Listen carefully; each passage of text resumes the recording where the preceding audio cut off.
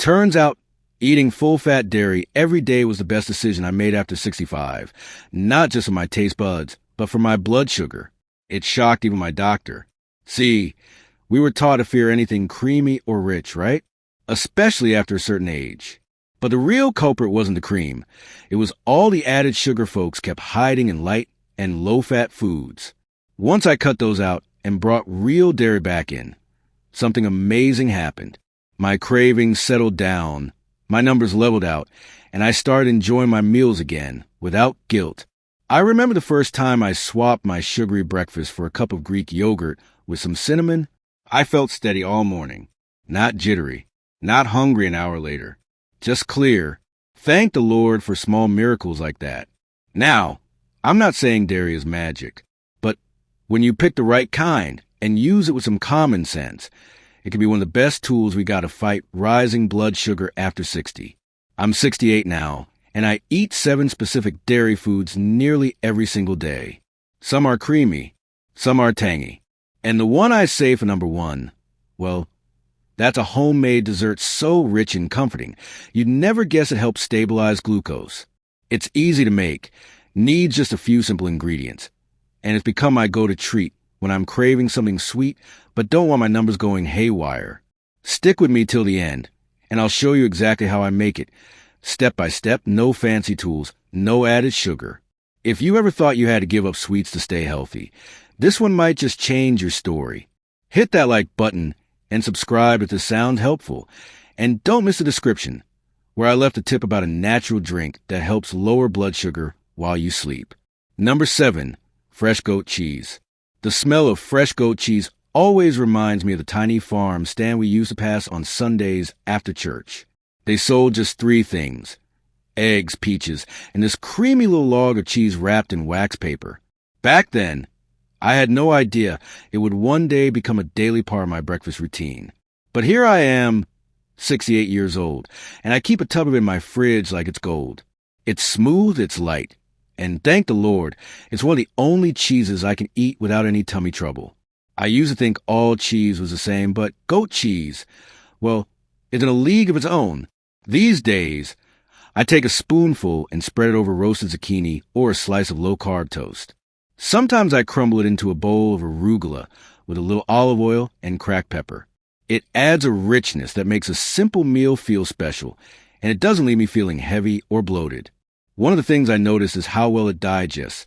No weird gurgling, no naps needed after lunch.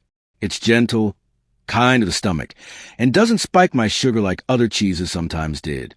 I even brought some to a family barbecue last summer, and my daughter thought I made some fancy European appetizer.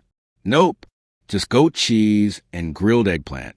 If you've never looked into it, fresh goat cheese has less lactose than cow's cheese, and the fat it contains is easier process. It's what they call medium chain, which just means your body can turn it into fuel faster. I'm not one for fancy science talk, but I do know this. When I eat it, I feel light, steady, and satisfied. And that's good enough for me. I ain't trying to run marathons. I just want to walk my dog without needing to sit down every 10 minutes. Funny thing is, this cheese used to scare me. I thought it'd taste too strong, too goaty. But fresh goat cheese is mild, almost buttery, with a soft tang that wakes up your mouth. It's not the stinky stuff you hear jokes about. I actually prefer it now to cream cheese, especially in the mornings. A little dollop on top of a veggie omelet? That's what I call starting the day right. And when something helps your sugar and tastes good too, you stick with it. I thank God for simple foods like this. They don't need marketing. They don't have a celebrity spokesperson. They just work. Goat cheese is like that old neighbor who never says much, but always shows up when you need help.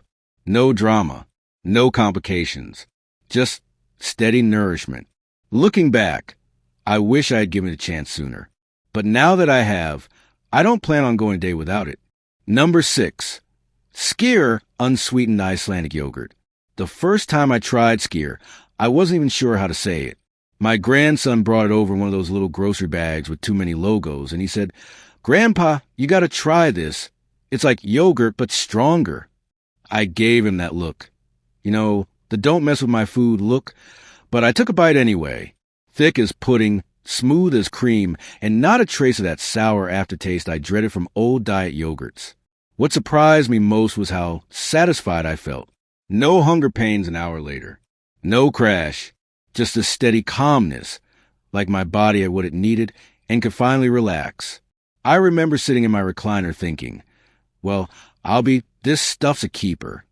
Nowadays, it's part of my morning rhythm.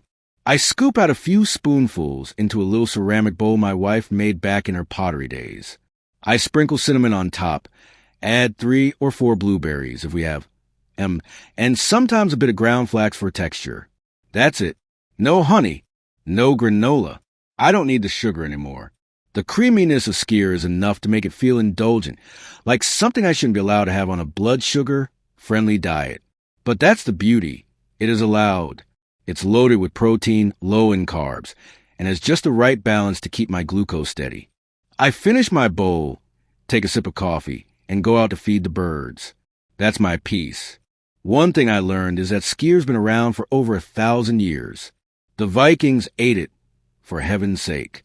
It kept them strong through freezing winters, long boat journeys, and hard labor. Makes you think, if it worked for them, it sure can work for us walking to the mailbox or pushing a cart at the Piggly Wiggly. It's not fancy. It's just ancient, pure food that nourishes you.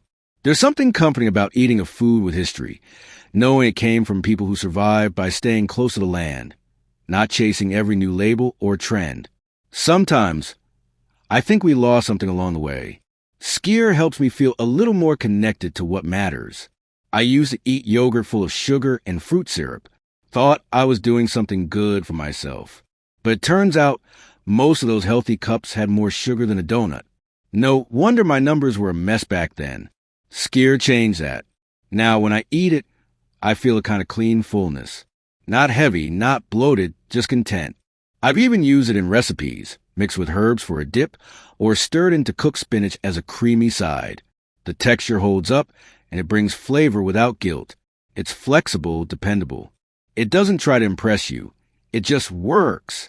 Sometimes I whisper a little prayer of thanks while I eat it, not because it's a miracle cure, but because it gave me one more tool to feel like myself again, to stay independent, to walk the dog without needing to stop and lean on the mailbox. Skir isn't a trend. It's a quiet helper. And quiet helpers are exactly what I need these days. The kind that don't shout, but stay steady. Just like the Lord's blessings. They don't always come loud, but they come right when you need them most. Number 5, fresh ricotta. There's something gentle about ricotta. The first time I had it fresh, not the store-bought tub, but the kind a neighbor made from scratch, it was like tasting a cloud. We were at a church lunch, and Miss Edna had brought these little spinach rolls filled with creamy white cheese. I took one bite and had to ask her what was inside. Just fresh ricotta and a bit of basil, she said with a smile. It was soft, mild, and comforting, like something a grandmother would serve you when you're under the weather. Years later, when my appetite started to dip, I remembered that feeling.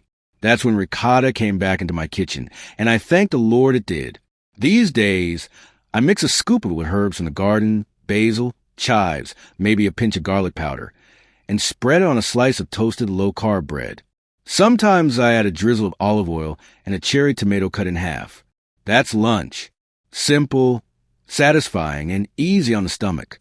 One thing I noticed is how it doesn't leave me feeling stuffed or sluggish. On days when my energy is low, fresh ricotta is my go-to. It fills me up just enough to get through the afternoon without reaching for sweets or snacks that throw my numbers off. And it's gentle, doesn't fight my digestion like some heavier cheeses do. Ricotta has a long history in Italian kitchens, and not just in lasagna. It was traditionally made from the way left behind in cheese making, a humble, no-waste food. That always struck me as special. In a world that tosses things out too fast, ricotta is proof that soft, quiet things still have value. I read once that ricotta means recouped in Italian. That made me smile, because at this stage in life, I feel a bit recouped myself. A little slower, a little softer, but still full of flavor and purpose. Thank God. One of my favorite ways to use it is in what I call my weekend pancake. I mash half a banana, add an egg, a spoonful of ricotta, and a sprinkle of cinnamon. Cook it slow on a buttered skillet and top with a few pecans. It tastes like something you shouldn't be allowed to eat on a blood sugar diet, but it's light balanced and never gives me that sugar crash. It's also a treat I can serve to my grandkids when they sleep over, and they don't even know it's good for them. We sit around the table, laugh about silly things, and I feel young again for a little while. Fresh ricotta reminds me to slow down. It doesn't shout for attention like cheddar or melt like mozzarella, but it nourishes. It listens. It supports. Some days, I stand by the window with a spoonful in hand, watching the squirrels chase each other, and I just feel peaceful, not full of energy, not trying to conquer the world, just content. And at this point in life, that's a blessing worth holding on to, all from a simple cheese that doesn't try to be anything more than it is. Number 4, heavy cream. If butter had a cousin who went to church and kept things quiet, it'd be heavy cream. Thick, rich, and smooth as a front porch breeze in September. I used to think cream was something you only use for whipped toppings or fancy desserts. But once I started eating low-carb to manage my blood sugar, I learned it was one of the best-kept secrets for staying full and steady, especially in the morning. One spoonful in my coffee changed everything. No creamer, no sugar, just that velvety taste and a feeling of calm that lasted till noon. I remember thinking, well, Lord, this is too good to be allowed. Now it's part of my daily rhythm. I pour just a little into my coffee each morning, watching it swirl like one of those old country dances, graceful and slow. Sometimes I add it to scrambled eggs or blend it into mashed cauliflower for dinner. It brings richness without messing with my sugar. And here's the thing, it is almost zero carbs. That means I get the satisfaction of a creamy texture without the roller coaster crash I used to feel from milk or sweetened creamers. It's one of the few indulgences that doesn't come with regret. And at my age, that's a rare thing to find. Heavy cream also has a way of balancing meals. If I'm eating something with beans or a few bites of sweet potato, adding a creamy sauce made with this stuff helps smooth the sugar spike. I ain't no scientist, but I've seen the proof on my meter. It's like a cushion, absorbing some of the impact. Back when I was trying everything under the sun to avoid insulin, little tricks like that made a real difference. And this one, it tastes good too. My daughter thought I was crazy when I told her I put cream in my sautéed spinach. Then she tried it. Now she calls it grandpa's sauce. There's a comfort in old-fashioned foods. Heavy cream reminds me of the days when nothing came in a spray can or plastic tub. My grandma used to keep a little glass bottle in the icebox, and she'd pour over berries or add it to grits. She lived to be 94. I'm not saying cream was her secret, but I do believe in small pleasures that don't wreck your health. There's wisdom in choosing simple things that your body understands. And mine understands this cream just fine. No bloating, no crashes, just fullness and quiet energy, like I'm running on steady fuel. Some mornings, I sip my coffee with cream and look out the window while the sky's still pink. I think about how far I've come, how I used to fear food, read every label like it was a trap. Now I enjoy what I eat, and my numbers stay steady. That's not luck. That's learning. That's listening to your body, and maybe to the Lord a little too. Heavy cream may not sound like a health food, but for folks like me trying to age well without giving up flavor, it's a quiet gift, one that I don't take for granted anymore. Number 3, cottage cheese. Funny thing, when I was a kid, cottage cheese was just something the ladies brought at church brunches with a slice of canned peach on top. I never touched it. Looked weird, but life has a way of circling back. A few years ago, when I was trying to tame my blood sugar without giving up all joy, I gave it another shot. This time full fat, no sugar, and cold from the fridge. Took one bite with a sprinkle of pepper and dill, and I was sold. It's light, a little tangy, and fills you up without that heavy, nap-inducing feeling. Turns out, this humble little cheese is a quiet powerhouse for folks like us. Most mornings, I scoop a few spoonfuls into a bowl, add a few cucumber slices, and chopped chives, and that's my mid-morning bite.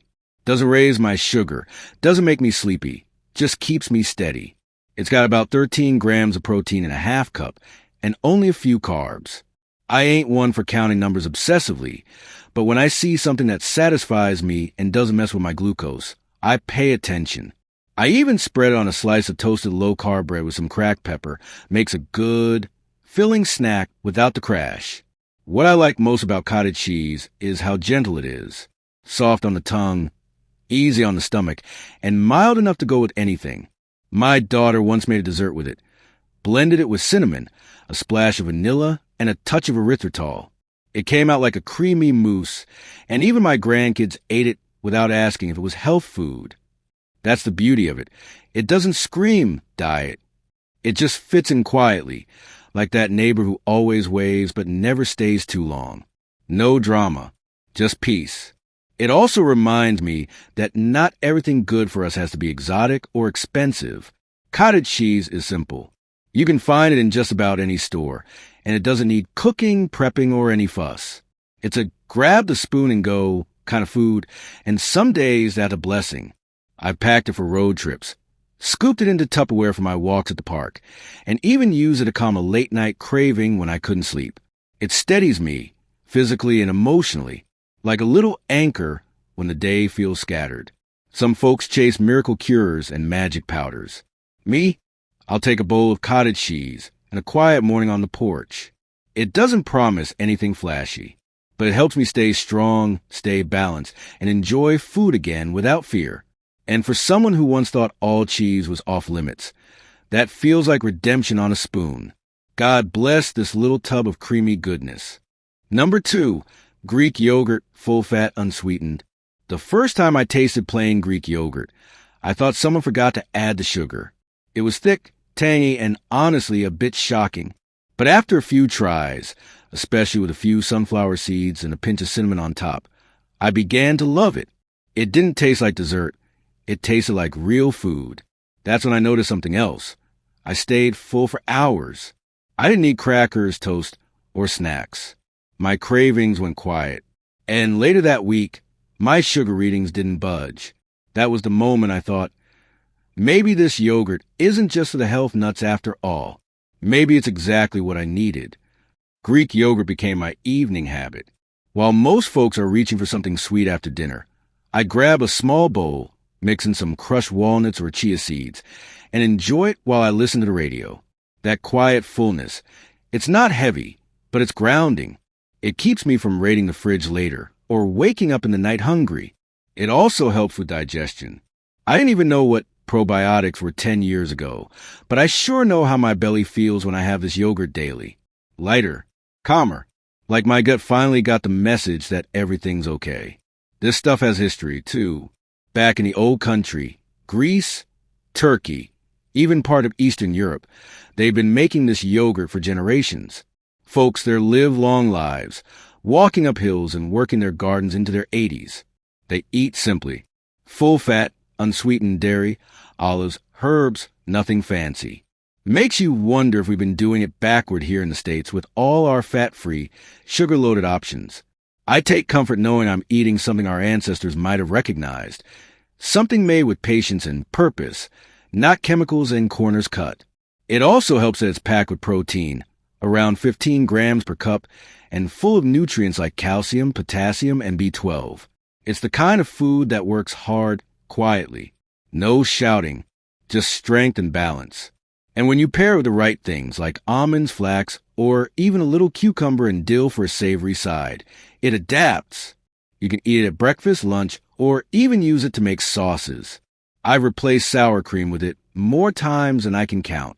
And every time, it just works. These days, I say a small thank you when I peel the lid off a fresh tub. I know that sounds silly, but after all I've been through, blood sugar scares, fatigue, confusion, it feels good to find something that helps without hurting.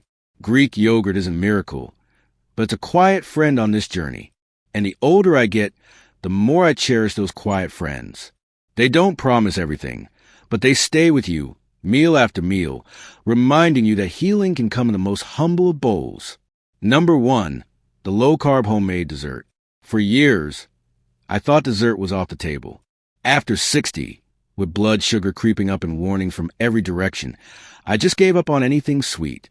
I'd watch folks eat pie or pudding after Sunday lunch and just sip my coffee.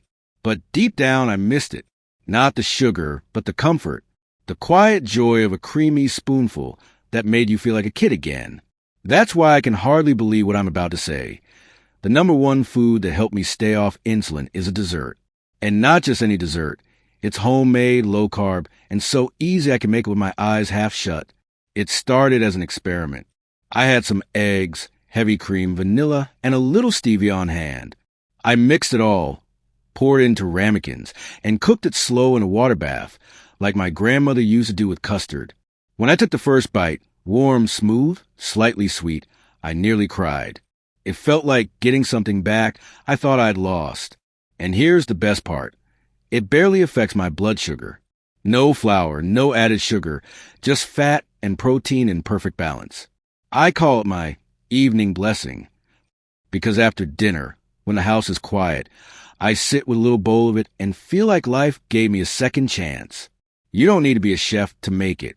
All it takes is, for eggs, 1 cup of heavy cream, a splash of vanilla, and a touch of natural sweetener like stevia or erythritol. Whisk it all together. Pour into small glass bowls or a baking dish, and cook it gently in a warm water bath in the oven at 325 degrees Fahrenheit for about 45 minutes. Let it cool, then refrigerate. It firms up into the creamiest thing you've ever had, like pudding and flan had a baby. Some days I sprinkle cinnamon on top or a twist of lemon zest. Sometimes I freeze it in tiny portions and eat one when the cravings hit. That's the beauty of it. It fits your life, not the other way around. This dessert gave me back more than flavor. It gave me a sense of control, of joy without guilt. I've shared it with friends who are on insulin, and they couldn't believe it was safe. "There's no way this is sugar-free," one of them said. But it is. And it's become part of my rhythm, one that supports my health without stealing my happiness. That's rare, especially in a world that tells us pleasure and health can't live in the same bowl. Well, I'm here to tell you, they can. I thank God every time I take the first spoonful, not just for the taste, but for the journey, for learning that we're not too old to find better ways.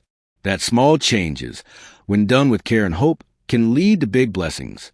If you've watched this far, I hope you'll try it. You don't need much, just a few simple ingredients and a little faith. And who knows, maybe dessert can be part of your healing too. When I started this journey, I wasn't trying to be perfect.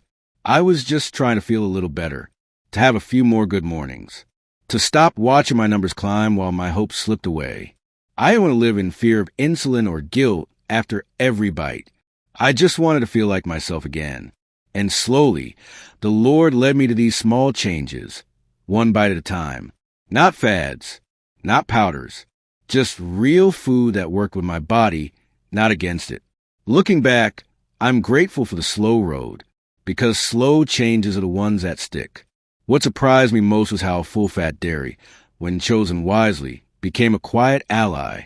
It didn't just satisfy my hunger. It helped me trust food again. No crash, no confusion, just balance. I never thought I'd say that about cheese or cream, but here I am at 68, walking the dog, cooking for myself, and feeling steady. Not perfect, but steady, and that's a good place to be. Especially when you've spent years feeling like your body was working against you. These foods help change that relationship. Not overnight, but surely. Now, I know everybody's body is different. What works for me might need adjusting for someone else. So before you go changing your diet or adding new things in, I always say, talk to your doctor, your nutritionist, or someone who knows your story. We're not meant to figure it all out alone, but we do need to stay curious, to keep learning, to believe it's never too late to feel better. Not in our 60s, not in our 70s, not ever.